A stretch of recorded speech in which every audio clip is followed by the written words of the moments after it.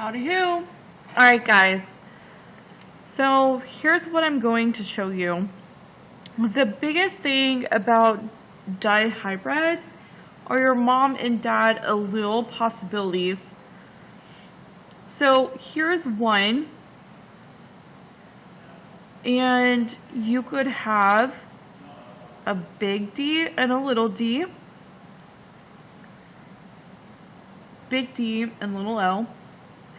You could have big D and big L. You can have little d and big L, or little d and big L. Sounds like a lot of possibilities.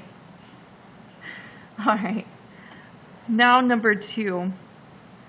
You can have little d, little l, little d, little l, little d, little l, or little d, little l.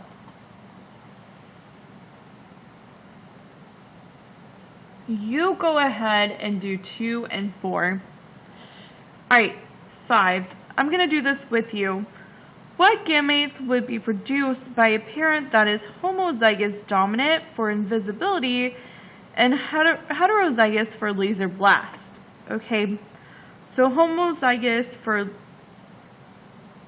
invisibility. So I'm going to say that's like big I, big I. And he's heterozygous for laser blast. So big L, little l. So I can have big I, little l.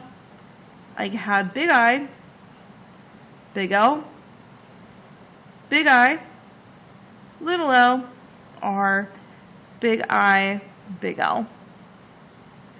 Alright, and you do number 6, and I will do 8.